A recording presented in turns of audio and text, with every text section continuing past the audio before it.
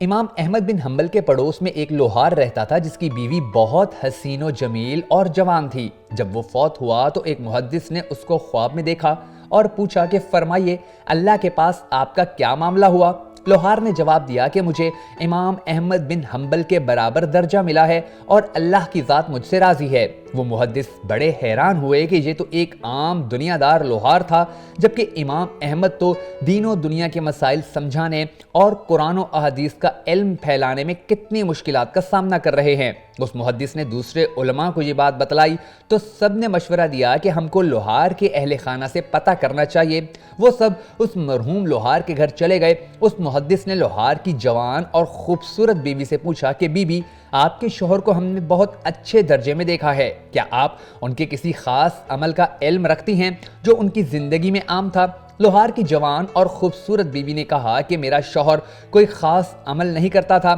وہ ایک دنیا دار انسان تھا، سارا دن وہ لوہے کا کام کرتا اور پھر اسی سے ہمارا گزر بسر ہوتا۔ لیکن میرے شوہر کے دو نمایاں عمل جو میں نے بہت زیادہ محسوس کیے، ان میں سے ایک تو یہ کہ ان کے اندر اذان و نماز کا بے حد احترام تھا۔ اگر لوہے پر ضرب مارنے کے لیے کبھی ان کا ہاتھ اوپر ہوتا اور اسی وقت مسجد سے اللہ اکبر کی آواز آتی تو اسی وقت وہ اپنا ہاتھ نیچے کر لیتے، وضو کرتے اور نماز پڑھنے چلے جاتے۔ دوسری بات یہ ہے کہ میرے شوہر سارا دن دکان پر مصروف رہتے، رات کو ہم چھت کے اوپر سوتے۔ ہمارے پڑوس میں امام احمد بن حنبل رہتے ہیں جو ساری رات قرآن کی تلاوت کرتے ہیں، تو میرے شوہر حسرت سے ان کی طرف دیکھتے اور ٹھنڈی آہیں بھرتے، اللہ سے دعا کرتے کہ یا اللہ، میں بے حد غریب انسان ہوں، آپ سے میرا کچھ چھپا ہوا نہیں، اگر میری کمر ہلکی ہوتی تو میں بھی امام صاحب کی طرح ساری رات قرآن مجید پڑھا کرتا، اور کبھی کبھی میرے شوہر یہ دعا کرتے ہوئے رونے بھی لگ جاتے تھے۔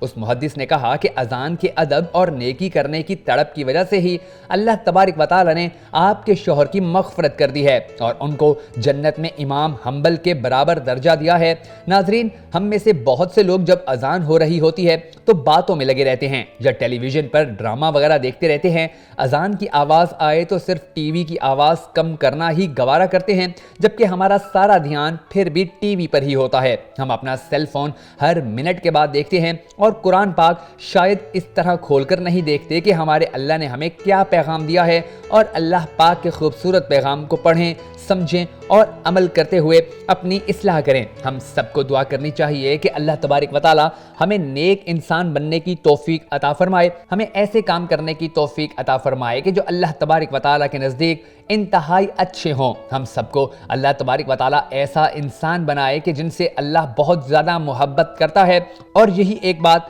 ہمیں دنیا اور آخرت دونوں میں کامیاب کروانے کے لیے کافی و شافی ہے۔